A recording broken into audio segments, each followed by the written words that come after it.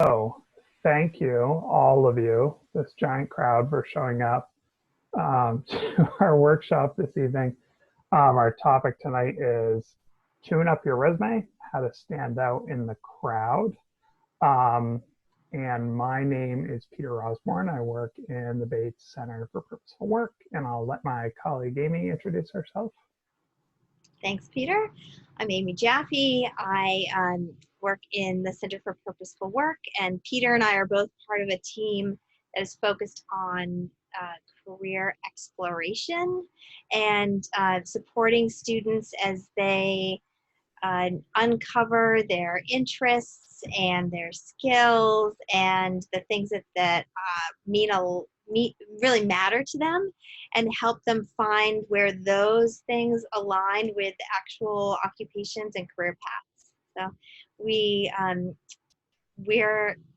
traditionally we've managed programs like a spotlight on a certain type of industry, where we bring alumni to campus and have them talk with students about their work.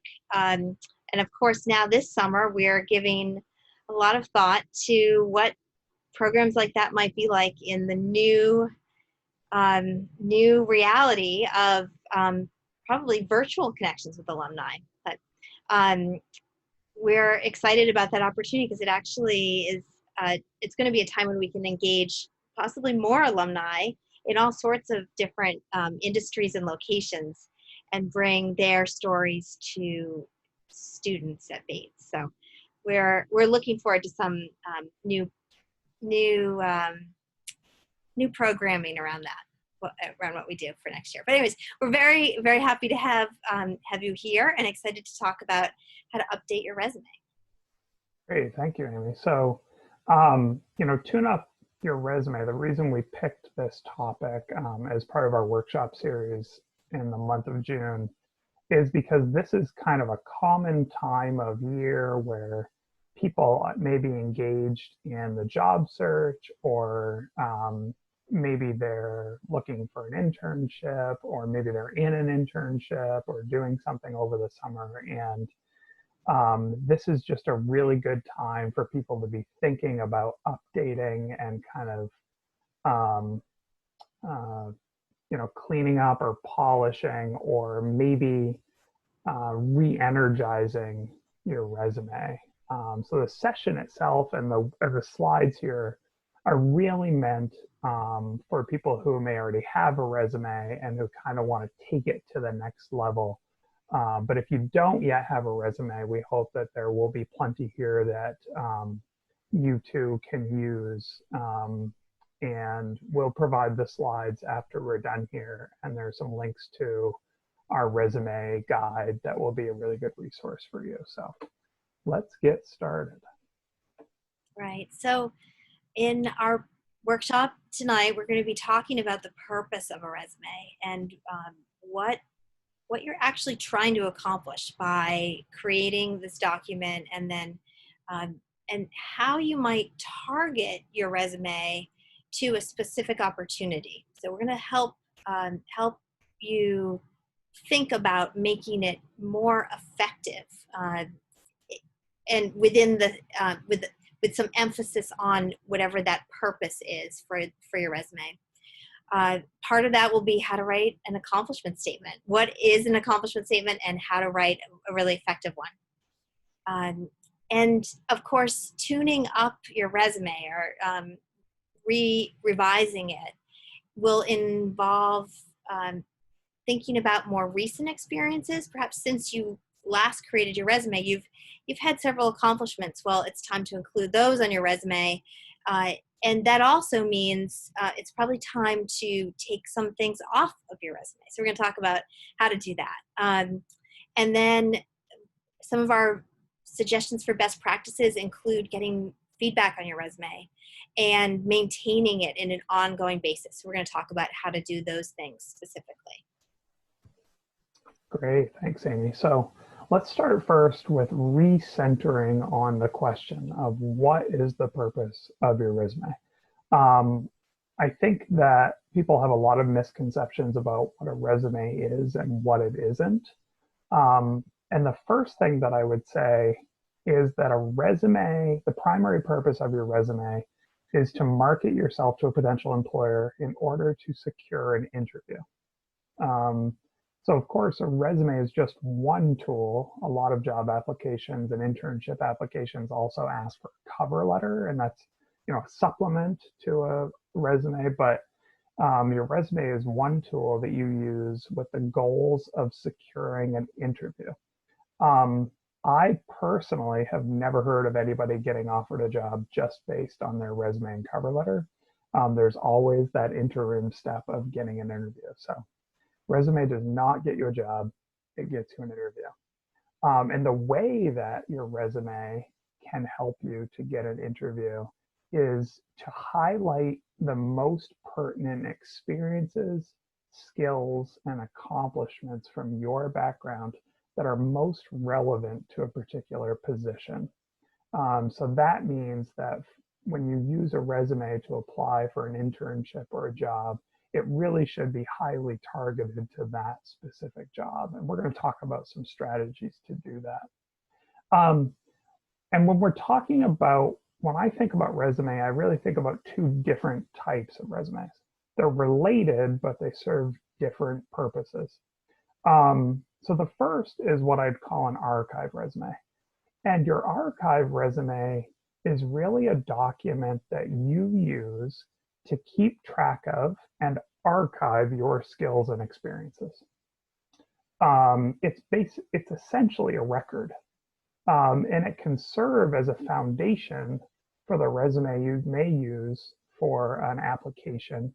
But by and large, you're not going to use your archive resume to apply for internships or jobs. It's primarily a record and kind of a repository of your background.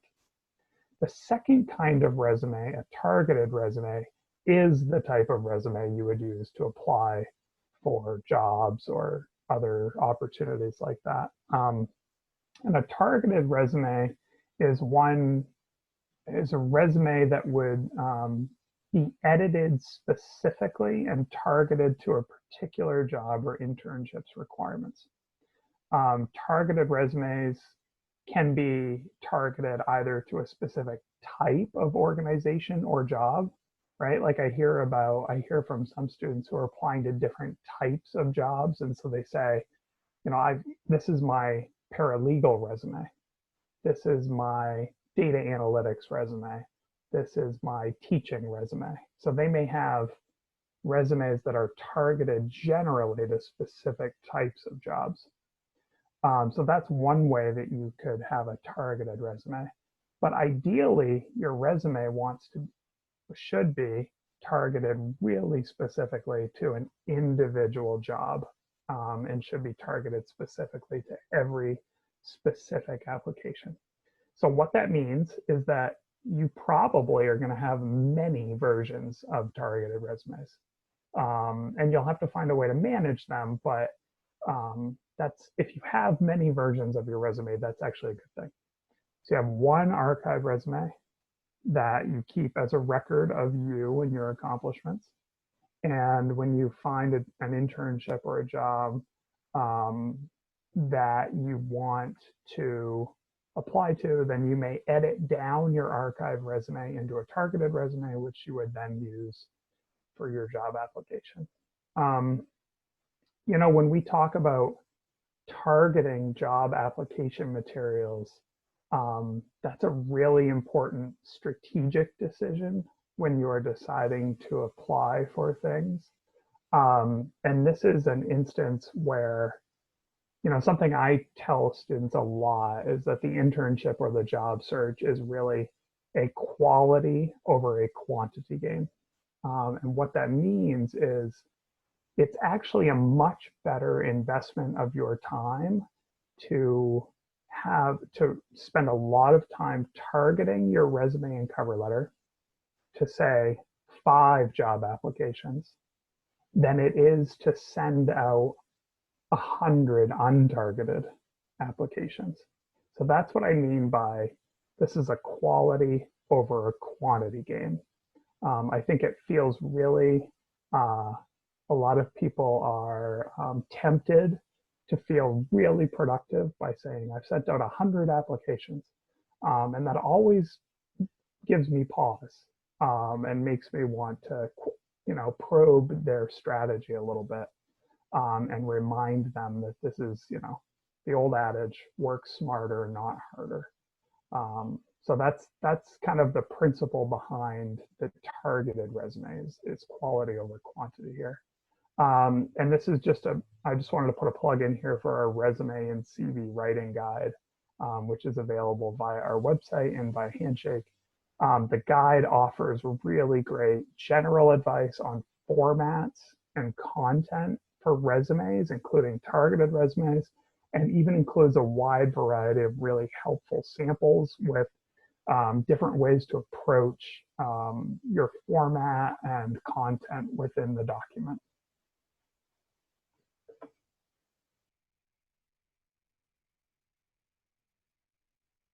You're muted, Amy. Thanks, Peter. So as Peter mentioned, the resume guide does provide some really useful information about standard format and content on a resume. And many of our samples follow the very traditional format, the most common format, which is called reverse chronological. This format presents your experiences with the most recent at the top and moves on back in a reverse chronological order through your experiences. There are other formats. There are some skills-based formats. There are some hybrid chronological and skills functional style resumes, but we have heard from employers who our office has worked with that the style that works for them and that they want to see from applicants from Bates is most often this reverse chronological format. And we think that works quite well also for a college student. It's often a college student has a few experiences, not a tremendous amount of experiences the way that a person who's worked for 10 or 20 years has to include on their resume. And so simply showing those in a reverse chronological format makes a lot of sense. And especially at this time, this stage of skill acquisition and experience acquisition, it's really nice to see growth and progression from one experience to the next, and this format really can emphasize that. In this style, the required sections include the heading, which should always have your name and your contact information, although there are an abundant number of different ways of structuring the heading and different font sizes and centering and ways to present this.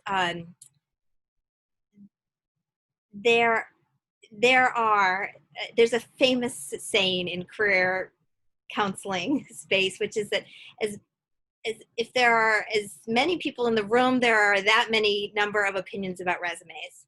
And it's true. I think that Peter and I probably have a lot of similar thoughts about resumes, but we also probably have our own style that's different from each other, and might recommend things, adjust things a little differently than each other. And so do all the other colleagues of ours in the Center for Purposeful Work. And that's simply to say that there's no perfect style of a resume. There's no a singular way to do it. But and the heading part is one example of where there's just a myriad of options. But it's important to always have that, and your contact information needs to be on that document so that an employer can reach you. So if someone were to find your resume, when there are printed versions of resumes, if somebody found it on a table, they might say, this person looked great, how do I contact them? And then your contact information would be there. So strongly recommend having a phone number and an email address, or at least one of those two, so that someone can contact you. Education is also a crucial section, I think, in particular for a college student. Having Bates at the most recent, showing that Bates is your most recent experience, and giving some detail about your education at Bates is a really important part. It's one of the parts that makes you the most qualified for opportunities like internships or jobs right after college. And so having gone to Bates, having um, been involved with things on campus, or demonstrating what your um, major is, that's a really important part of the resume. And then finally, the other required section is the experience section. And this is where um, although there are some resume styles that emphasize paid work experience, we feel strongly that volunteer experience, on-campus leadership opportunities, a number of different aspects of your time at Bates is skill building and is certainly considered relevant to your applications. And so we consider this your experience, and therefore, whether it's paid or unpaid, we strongly recommend that you include it. And that does that go for like jobs that have nothing to do with what you're applying for? And just basically everything you've done? That's a great question. So that relates directly to what Peter was suggesting about a targeted resume. And I think we're going to talk next about how to specifically target your information and decide and actually be discerning about what to include and what not to include. And so when Peter mentioned an archive resume, that is a document where you might include everything that you've ever done, but a targeted resume will not include everything. And it really depends on what you're using your resume for. That will help you. Once you identify what you're using it for, then you might have an easier it's an easier process to determine what to keep and what not to keep. And Peter, do you want to add anything to that? I think there are different ways to approach this question, and I think for someone who's like you, Evan, who's kind of on the earlier part of your career at this point, there is value in showing that you have experience, even if it's not quote unquote directly related to whatever you're aspiring to. So there is some value in including something that you might not even see as being related. But then the other way that I would answer this question is, can you include those things and make them relevant? And we're going to talk in just a little bit about universal or transferable skills. And those might be things that you would want to highlight about a job that you have that maybe you don't feel is shares, job specific skills with something that you're applying for. So I'm glad you asked that question, because we're going to really dive into that in the next slide. So we'll keep that in mind. Thanks, Peter. And thanks for the question, Evan. I really appreciate that. So this next point about content that is really optional, but often quite useful and recommended for college students to include on their resume, it speaks to this, some sort of activity, a leadership activity, or maybe a specific skill that you have might make sense to include, even if it is not directly related to the opportunity you're applying to, because your development of that specific skill or shows your ability to learn a language, or sort of a wide ranging of your interests. If there's a specific skill that's actually very different from all of the other experience that you have, it really shows a well-roundedness. Leadership skills are incredibly transferable. So maybe you've led a group of students doing something on campus. Well, all the communication, the planning, organizational skills, the leadership, that involves, you certainly want to show it on a resume so that someone in another organization could picture you as a leader doing something in their organization. So these are a couple of areas that you can see how we suggest structuring them on the resume templates that are in the resume guide. And but I use that word template carefully, because I should say that the guide includes examples, and templates are the tools that are often found in Microsoft Word or other computer programs that provide a structured tool to build your resume within. And we actually discourage the use of templates because what we found is that it can be a really beautiful document in the short term. Some of them come together really nicely, I'll admit. And yet, when someone attempts to tune up their resume, make edits, build upon that document that they created at one point, it is actually incredibly difficult to make adjustments to those templates. And we have found that it's incredibly frustrating to students to have to work within that tool. And so our recommendation is actually setting up your information in a very simple Google Doc or Microsoft Word, because those on a blank page, and then you can build a very simple layout, because those are actually really easy to adjust and update, which is, and from a long-term perspective, it's something you're going to be doing for the rest of your professional life. Perfect. Great. Well, thank you, Amy. So as promised, now we're going to talk a little bit about how to actually create a targeted resume. And the first step is to know what you're targeting. In job descriptions, employers are telling you exactly what they want to know about you, exactly what skills they're looking for, exactly the types of experiences they're seeking. It's not, so in that regard, it's not much of a guessing game. So the first step that I would encourage you to take if you're trying to target your resume is thoroughly read the job description, and pay particular attention to sections within the job description that highlight requirements for applicants. That's usually the section where people put what they're looking for in an applicant. And that is the section that you want to pay the most attention to when you're preparing your resume and cover letter, is a requirements section.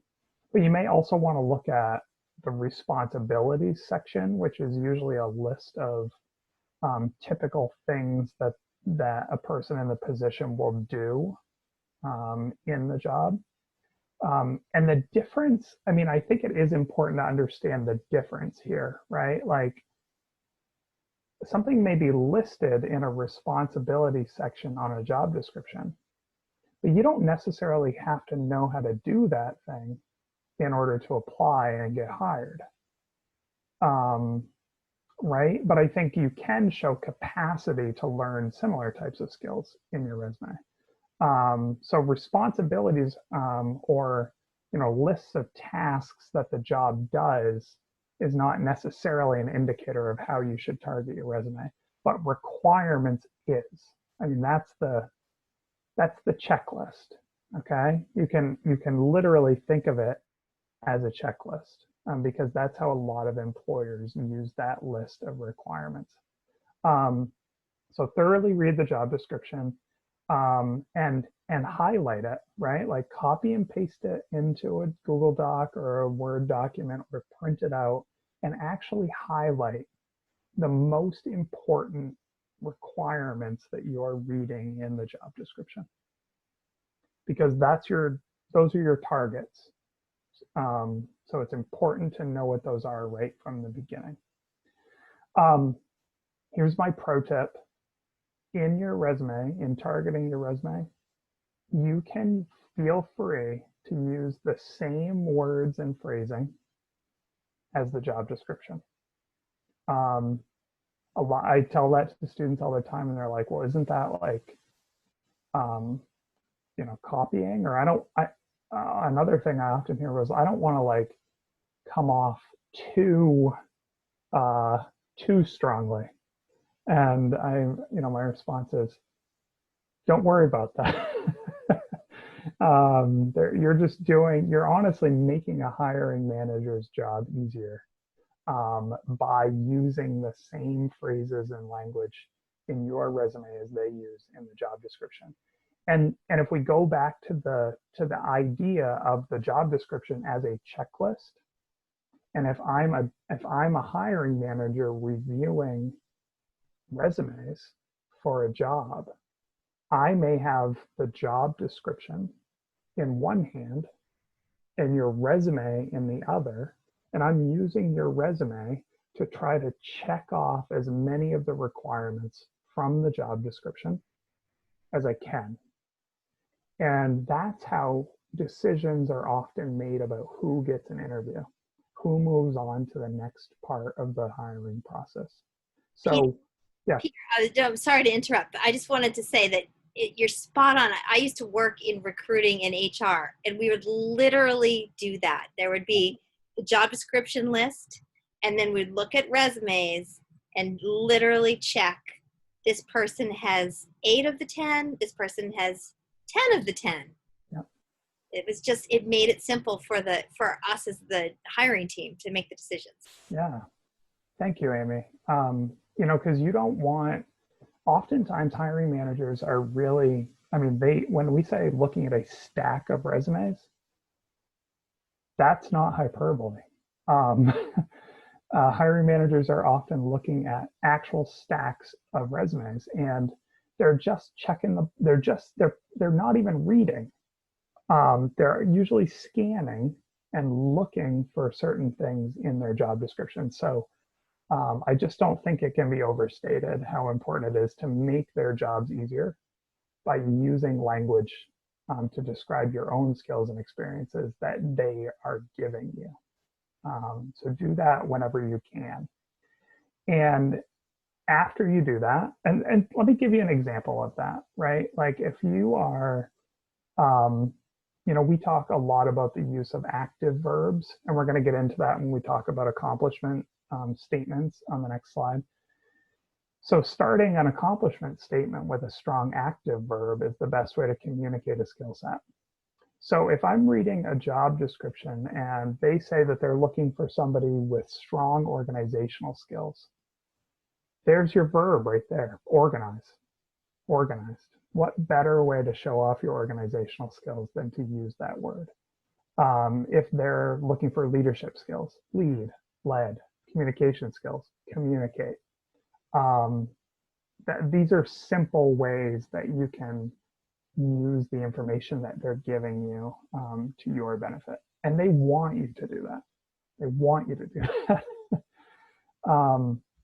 So after you do that, take a step back, put yourself in the employer's seat, and scan your resume like they would, with the job description in one hand and your resume in the other. Scan it. See how many boxes you can check. And if you can't check a box, figure out a way to fix that.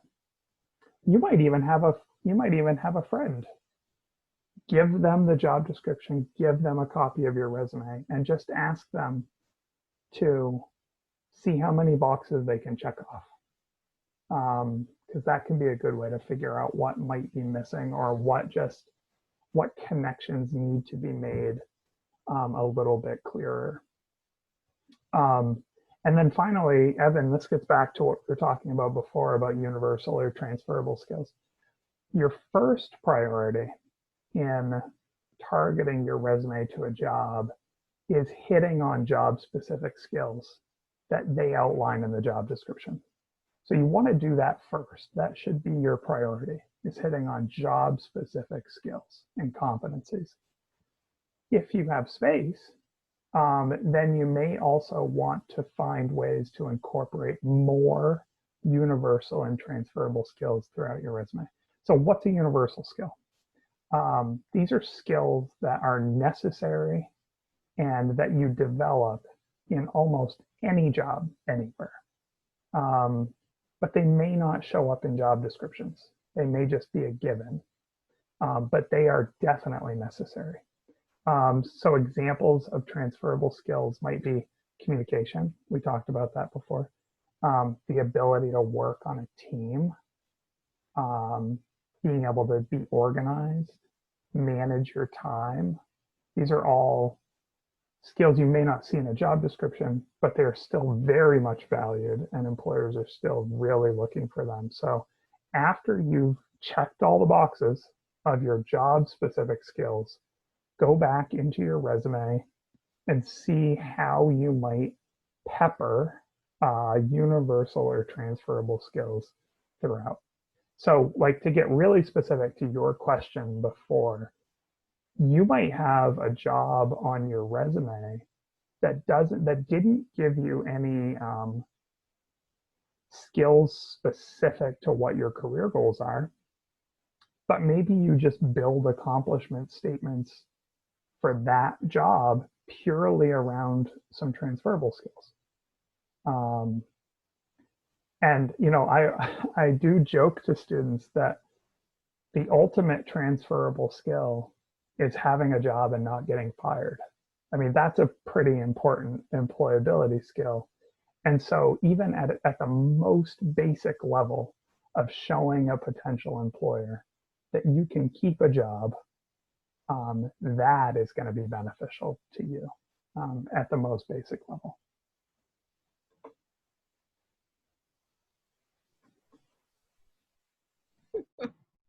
That's a great point, Peter. Okay, so writing accomplishment statements. This section of our presentation speaks to what I think is one of the most important parts of a resume, and this is what I would say is the real the middle of a delicious sandwich, so to speak. The meat, but there's an appeal to vegetarians, that concept. But it is really like where someone truly understands what you're capable of, and what you feel really demonstrates that you have the skills that the employer is looking for. So it's within these accomplishment statements that you'll be targeting your document to the job, as Peter was describing earlier. And it's really, this is probably the area that I suggest that students work most closely, spend the most time working on their resume, really write several drafts of their accomplishment statements. So whereas the reverse chronological structuring of the data points about who you are, that is important, but the accomplishment statements are really at the heart of who you are as a candidate. And so these statements are often found in bullet points below the specifics of where you worked. So often you'll have your title, your employer's name, the city and state, and the time frame where you worked there. Those are the facts. But the accomplishment statements will flow sort of below, often bullet points, but that's a style thing that's really your personal preference to use bullets or phrases or dashes. I like bullets, but that's my opinion. But the most important piece here is to hone in on your specific accomplishments in your past experiences. And this is different than describing your responsibilities in a role. So this is not something about that summarizes what your job was last summer. It's summarizing the impact that you made at that organization and the unique contribution that you made. And this is what makes a resume incredibly impactful and effective. So when I see a resume that doesn't have accomplishment statements, that just sort of summarizes the work, it's really time to revise it and to spend some time getting back to the heart of what that experience was and what someone accomplished in that role. And the way that I like to think of that I usually ask people, what is something that you did that you were most proud of when you were there? Sometimes we can really get at a significant contribution that that you feel particularly proud of, and that's the piece that you want to write about on the resume. In this accomplishment statements, there can be 1, 3, 5. There's actually it kind of depends on how much you want to say about this experience and how impactful your work was in your role. But there's really no limit to thinking about what your significant contributions were. I always start with let's come up with a bunch, and then we'll figure out which ones are most effective to keep and which make the most impact. So I'd say typically between 3 and 5 are sort of what we're going for. Each accomplishment statement should start with a verb. And Peter gave you some really great examples earlier. There are additional examples on the last page of our resume guide. There is a long list of action verbs, but we want an active, powerful verb that is often in past tense, because you did it in the past, but it is a very powerful verb, I guess is the best way to say it. Peter, do you have another way of describing this type of verb? I just say strong. Strong. Okay, strong. Strong Powerful. descriptive verb. Right.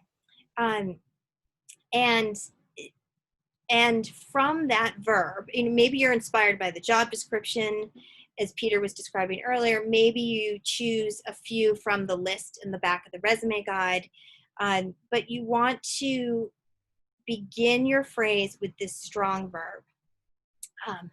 And then, as you can see, we've shown here, you can change that accomplishment statement to go from a very basic phrase.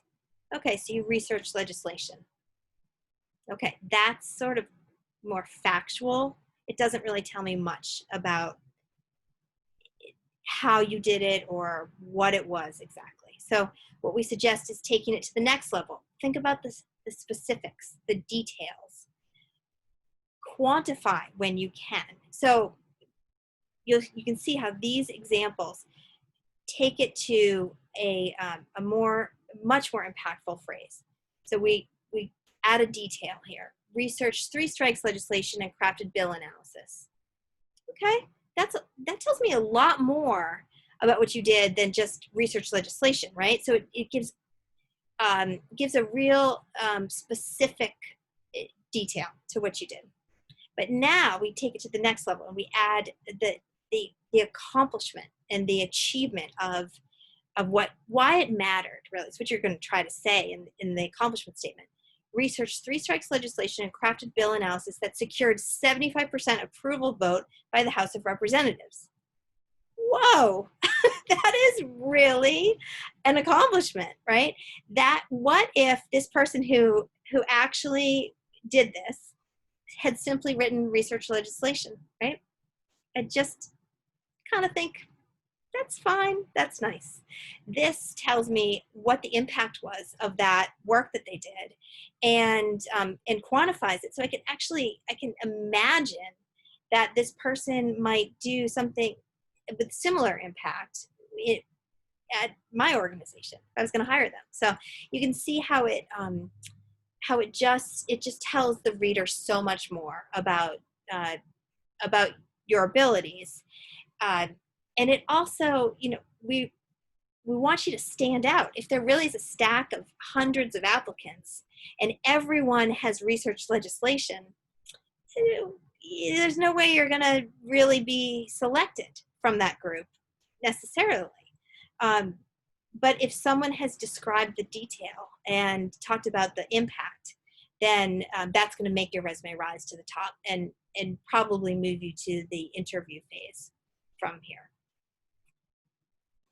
One thing I just want to add to that about quantifying things when possible is it can make a huge difference in the scale of your responsibilities, right? So, a lot of people, myself included, may have worked service jobs, in restaurants or in other customer service facing roles.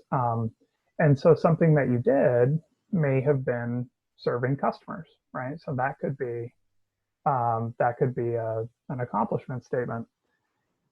When you quantify that, there's a huge difference between somebody who served 10 customers per day and somebody who served 1,000 customers per day, right? So you can see how that one same responsibility, maybe even the same setting, but quantified in different ways can have wildly different impacts. So I think that's why it's so important to quantify your accomplishments when you can. Great, thanks, Peter. Yeah. So we'll shift gears a little bit to updating your resume. And this is, I think as Amy alluded to before, you want to always keep your resume up to date. Your resume is a living document.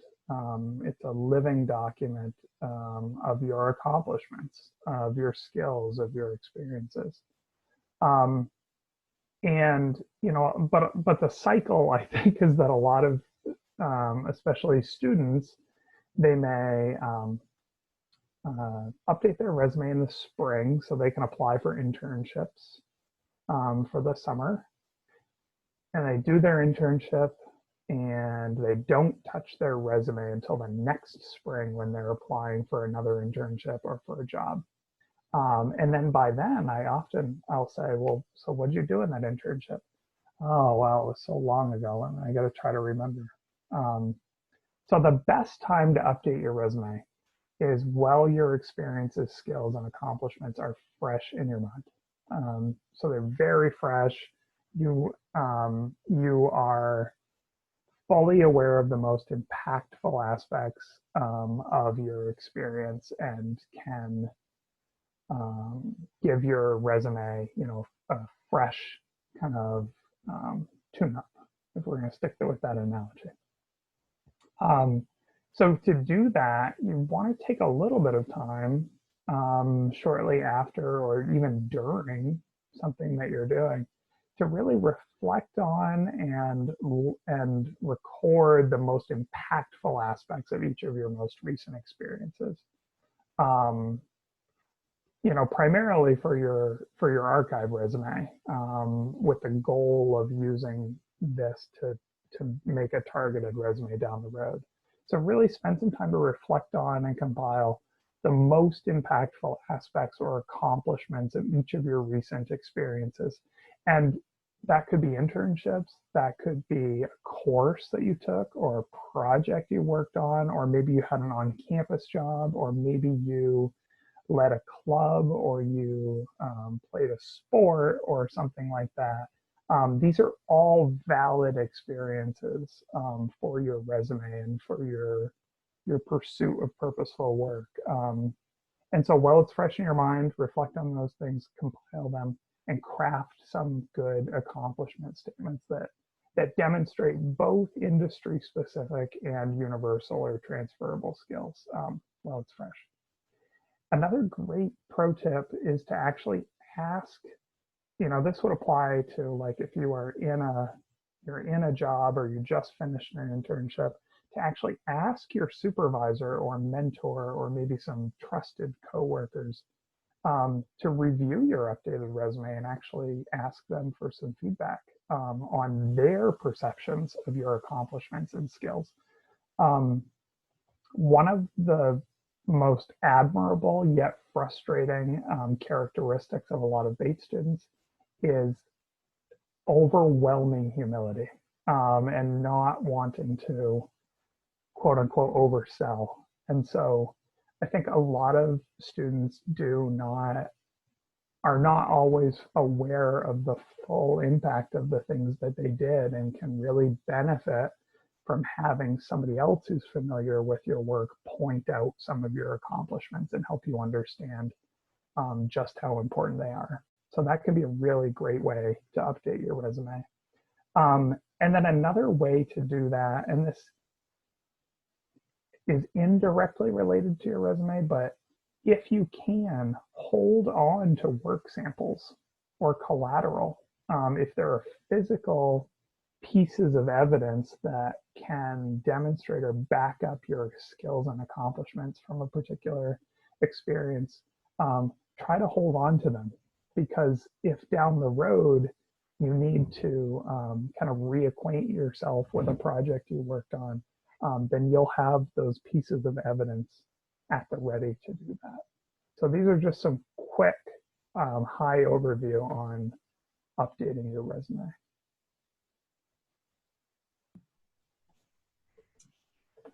So going from what Peter was just explaining about why you might want to get feedback on your resume,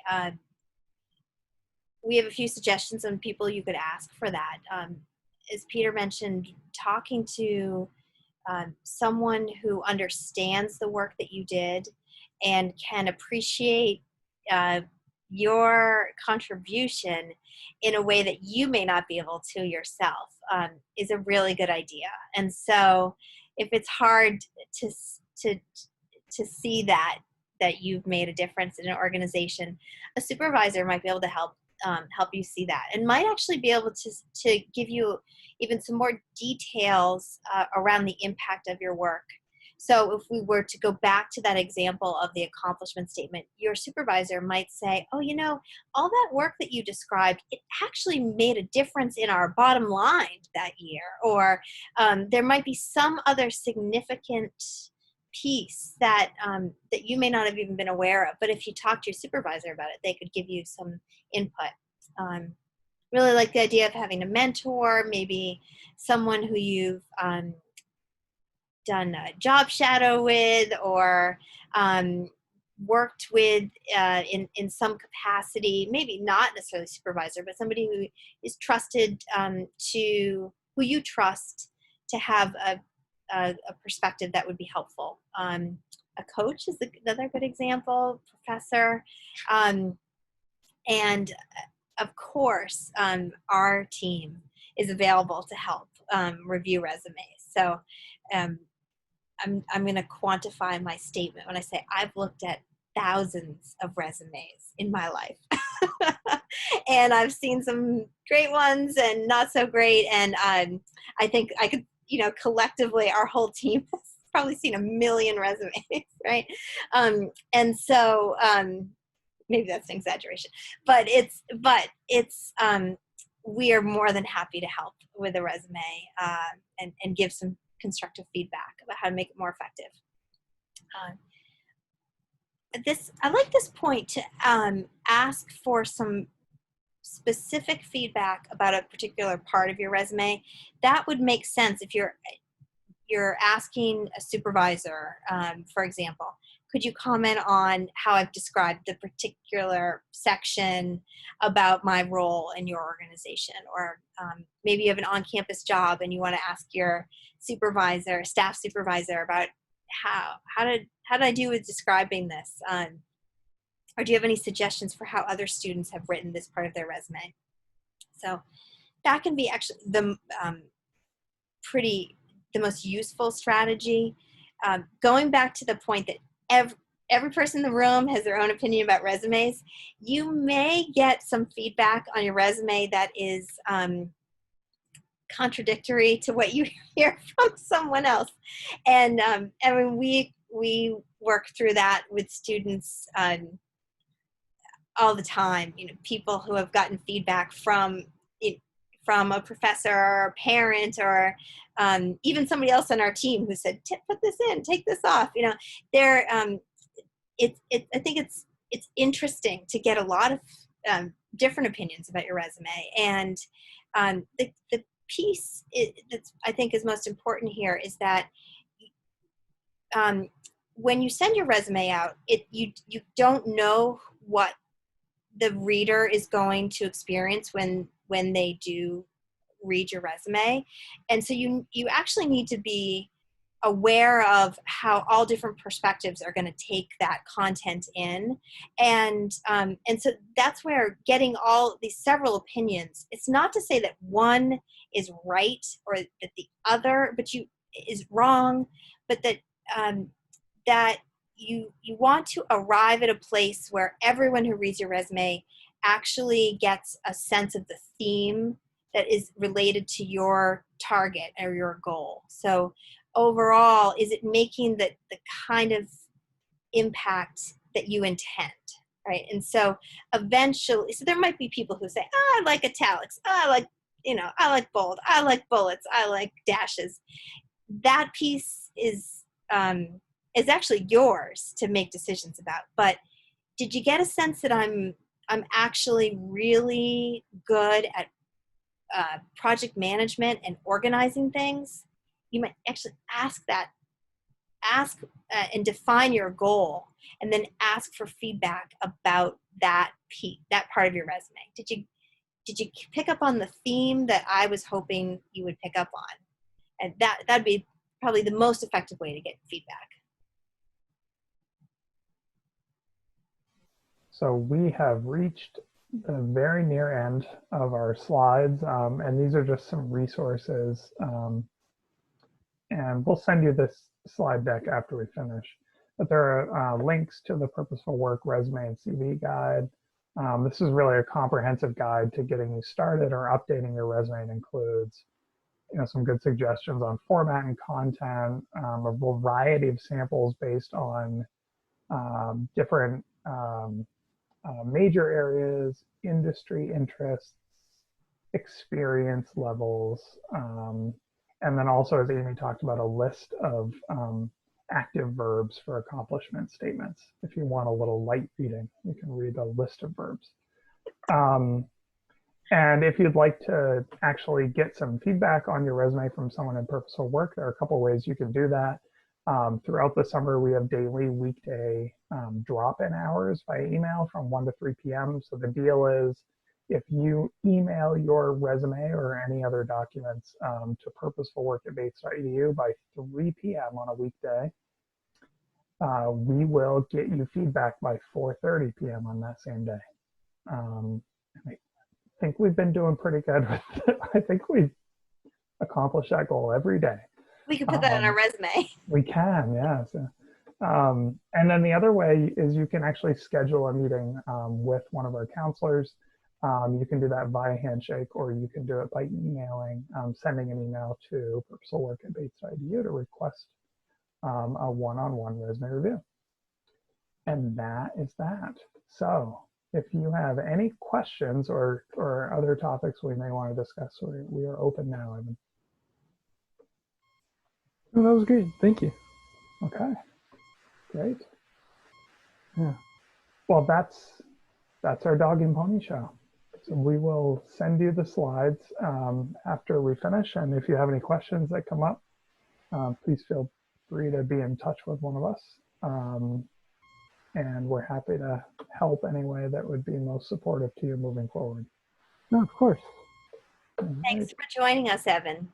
Oh, yes. All right, take care. You too. Bye.